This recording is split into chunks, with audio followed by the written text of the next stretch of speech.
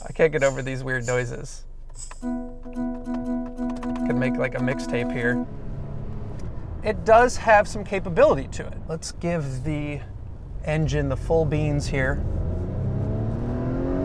Welcome back to another episode of Eat, Sleep, Drive, and this time we're going to take the 2021 Acura TLX for a drive. But first, let's take a look around this thing because it's actually all new from the bottom up. How do you like the way it looks? I personally think it looks great. It's uniquely Acura, and that whole unique experience is something that I think carries over to the driving experience. I don't love their implementation of the radar cruise control sensor here. It's a bit big, maybe it has to be that big just to work, but I prefer the ones that are just the, manufacturer logo themselves because it kind of overpowers this front grille. But overall, the front grille looks really nice.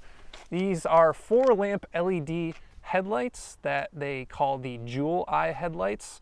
That's just their trademark name for Acura. They look really cool and they work really well at night. Another thing worth mentioning on the front of this car are these 3 sort of stampings in the hood. I think it looks really cool, adds to the front end of the car to give it a little more of a unique look. I'm not a manufacturing engineer, but I imagine it's more expensive to make a hood look like this compared to just a regular flat hood. So that's kind of a nice touch. This is the A-Spec edition, which is mostly an appearance package, but you do get some niceties inside as well. These gunmetal gray wheels, I'm okay with. Not my favorite design overall, but I do like the color. I do like that they're not too dark because sometimes when you put black wheels on a car and it's not in direct sun, they just kind of like disappear. Now, how did I get this far without mentioning this paint? Absolutely love this blue color. There's so much metal flake in this thing. If you can see it, I don't know if it comes through in the video, but absolutely beautiful color. Goes really well with the gunmetal gray wheels, I think. Now you also get some black accents, this sort of duckbill lip in the back here for the spoiler. Overall, it's a really good looking car. Really like these taillights. Let's take a look in the trunk to see how much room we got back here. Banana, of course, in the trunk for scale. 13.5 cubic feet of space is right about middle of the road for this class. Hopping in the back seat briefly, good amount of leg room. This car is actually the longest in its segment. It's longer than the 3 Series, it's longer than the A4, and I have plenty of leg room in the back here. I'm 6'1". My head is, however, brushing the ceiling, so no one really over 6 foot is gonna sit back here comfortably. Popping into the front seat, and this is what you're probably most curious about, right? This car makes a lot of strange noises, actually, as I'll show you here.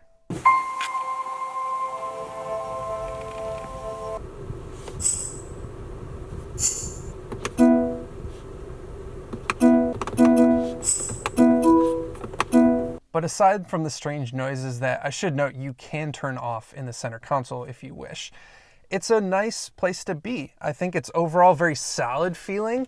These Hondas and Acuras, of course, feel well built and feel like, for the most part, they will hold up over the course of time. Steering wheel, I really like the design of and the shape. Flat bottom, although a little bit rounded off here on the bottom, but really good look. All the controls here in place. Shifter paddles here are nice, have a nice positive click. One thing I'm not a huge fan of are these gauges. Let me turn the car on to show you what I'm talking about. The background is obviously white, and then the light up numbers are red. And when it's dark outside and you're lighting this up red, you can see them really easily, and it looks really cool actually. But in the day, when this is lit up and bright, I find it hard to see the contrast between the red and the white actually. So I usually always have this current speed option up here. You can do all kinds of crazy things in this center console here, but I always have the speed basically going because I really can't see much over here. Your center screen is controlled strictly by this touchpad down here, and it's all like relative touch, meaning like wherever you are in the touchpad is where it's going to go in the screen here. I wish I could have the screen a little closer, and I wish you could touch it. Like I'm touching this here, but it obviously doesn't do anything, and now I just put horrible fingerprints all over that. But you can't touch the screen. You can only interact with the screen with this touchpad, which is a little bit of a bummer to me, but I think once you get used to it, it's really not the end of the world. Plus it has Apple CarPlay and Android Auto, which are primarily what you're going to be using anyway. Aside from the strange noises that it makes, I can't get over these weird noises. Could make like a mixtape here. Aside from that, it's pretty easy to use, and what I really like is the audio system. This has the 3D audio system from Acura, and Acura does a really good job taking their stereos seriously, and I'm not an audio expert by any means. I just know, like, if it sounds good, I say it sounds good. If it doesn't sound good, I say it sounds like crap, and this one does sound really good. So that's a huge benefit of this Acura, and I think a big selling point actually for a lot of people. Heated and cooled seats. I should mention these seats are awesome. I absolutely love these seats. These are, I believe, A-spec specific. I don't know what the regular seats are like, but these I'm a huge fan of. They're wide enough for someone who would be a little bigger than me, but they're still soft and supportive. I really like them. The only other thing worth mentioning here is this has what basically Honda's putting, and Acura is putting in all of their new stuff, which is the buttons for selecting your gear. Not a huge fan of these things. It requires too much looking down, in my opinion, and instead of just like a traditional lever. But most importantly, you would like to know how the new TLX drives. So we're going to take it for a spin here on this canyon road, which actually leads us directly into the Pacific Ocean. It's a really neat little road. But I need to always remind myself when I get in this car that this is their entry-level luxury sedan. This is the TLX and not the TLX Type S.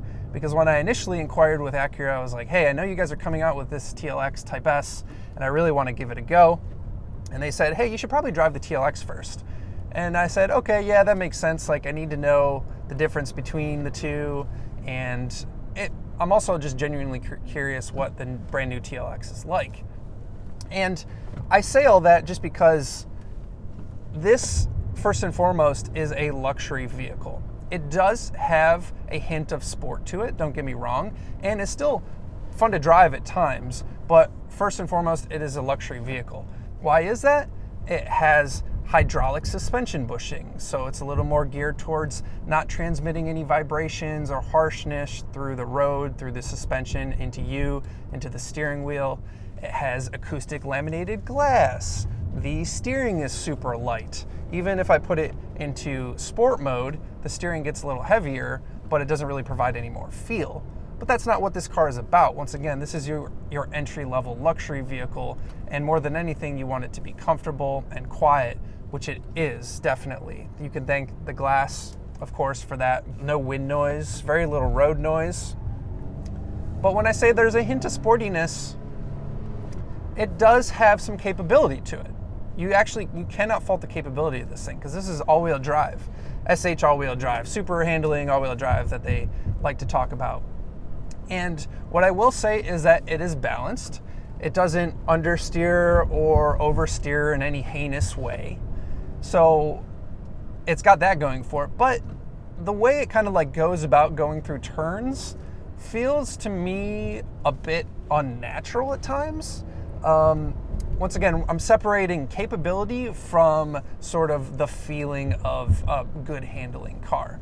And I think the reason for that is this is based on a front-wheel drive architecture, right? Like, this is fundamentally like a front-wheel drive car that they add a differential to the back and drive the rear wheels to make it an all-wheel drive car, which is in contrast to the competition such as the BMW 3 Series or the Genesis G70, which is a rear-wheel drive car that they convert to all-wheel drive by adding power to the front. Get what I'm saying here? So while this car is very confidence-inspiring, it's like not the best in the handling department as far as feel. And hopefully the TLS will do that for you, but I suspect that most people that are interested in the regular TLX, which is this one, don't really care too much about that. What they want it to be is confident. When you put your foot down, it puts the power down, and in the turns it's very stable, and that's exactly what this car is.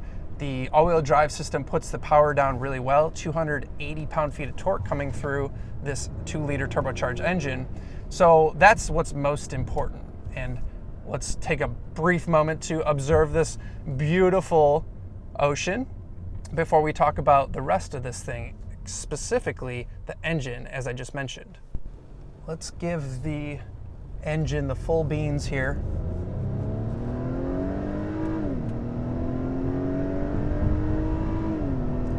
2-liter turbo really motivates this car well. Absolutely no complaints from a speed factor in this thing. This engine is actually based on the same basic engine that's in the Civic Type R, if you could believe that or not. It's our 2-liter turbo. It's obviously the detuned version, because in that car it puts out over 300 horsepower, and that's not happening here, but plenty of power to move you around. And I will say that while objectively, like power figure wise and how quickly it moves the car, it's a really good engine, there is another aspect of it where I'm not a huge fan of, and that's the sort of luxury and refinement standpoint. 4 cylinders are naturally unbalanced, right? So this one specifically is like a little bit gravelly sounding.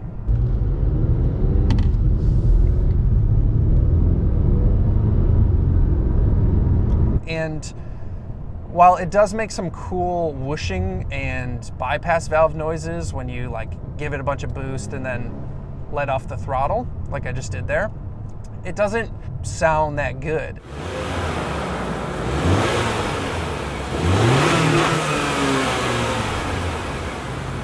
So from a luxury car perspective, I think this car would benefit greatly from a V6 that is smoother and provides a little more instant power too. That's another thing that isn't ideal in this car. This has a 10-speed transmission, which to me is kind of nuts. I don't know where we're gonna stop with like how many gears we're putting in transmissions, but it does tend to hunt sometimes. And as I do this right here, like stab the gas, there's such a delay before anything happens. And that's a bit of a bummer. And I think there's 2 reasons for that. Number one, we're dealing with 10 gears in this transmission. But number 2, we're dealing with a turbocharged engine, which has some lag and takes a little bit to get going. So if you put a V6, like the tried and true V6 that Acura and Honda have been making forever, I think that would go a long way in this car. And I think they have plans certainly to put a turbo V6 in the TLX Type S, and that will be really cool to see. But this is super good at motivating the car. It's quick, it's efficient. The fuel economy numbers are as Acura has described in my findings, but it does lack a little bit of that refinement. Is it the end of the world? Not really, because like when you're just cruising in a straight line like I am right now, you don't hear the 4-cylinder engine. It's just when you're kind of like getting on it. This pavement is super smooth, but if we were to be going over some more rough pavement, I would call the suspension taut, but I mean that in a very good way. It's not too luxury focused to the point where it's like really soft and just kind of flops around, but it's also not too stiff where you hate to live with it on a daily basis. It's really perfect in that regard. So I really like the suspension. They have a fully adaptive suspension in the advanced model. This is the A-Spec edition. There's one more edition after this, which is the advanced. Gets you that adaptive suspension. I don't know what it's like, can't speak to it, but the suspension in this base version, I'm a huge fan of. This car also comes with all the nice things such as adaptive cruise control, which I'll set right here, and it will maintain a distance between me and right now this Jeep in front of me. That works flawlessly, really like it. It has lane keep or lane centering as well, but I'm not the biggest fan of that because it kind of just like bounces you between the lines. I kind of say this all the time, I don't like that in basically any car right now, so I wouldn't necessarily fault Acura for that, but hey, that's just me. I use radar cruise all the time though. It works, brings the car all the way to a stop, and will go once the car in front of you goes. While we're on topic of stopping, let me hear those tires squeal. These brakes are super touchy. Like, you barely put any pedal pressure in these brakes, and they give you like 90% of the braking force. So that's once again one of those things where it's like, from a pure driving car perspective, you don't want them to do that. You want them to be a little more progressive. But someone who's just driving this on a daily basis and wants the brakes to like react immediately. It works fine, and they stop the car really quickly. Don't get me wrong, they're just like very touchy. It took me some getting used to because there was plenty of like whiplash going on the first couple times I got in this car. It's time for us to sum up the Acura TLX. And I think Acura has done a good job here at creating a unique vehicle in a pretty crowded space of vehicles. You have other cars like the Lexus ES, which this car is sportier than, the TLX is sportier than, although maybe this isn't quite as luxurious as an ES. And then you have the fact that this is a much better value than things like a 3 Series, which a 3 Series is a bit sportier than this, but in a 3 Series you're going to pay for things like adaptive cruise control, lane keep assist, like the standard features that come on this, a lot of those you're going to pay for in the BMW, which is already a more expensive car to begin with. So this is a really good value. And also, like, if you value audio and sound, you're gonna really like this stereo. It's probably the best in the segment, I think. So definitely keep that in mind. So as I mentioned, it's a unique car in this space. I really like the way it looks too. And I think Acura's done a good job. And more than anything, now I really want to drive the TLX Type S to see how that handles, you know, making a more sporty version with a more powerful turbo V6 engine. So definitely looking forward to that. And you guys should be as well. Hit the subscribe button and the bell so you don't miss out on that. Eat Sleep Drive TV on Instagram if you want to see what I'm up to in between episodes, and I'll see you guys on the next one. Thanks very much for watching.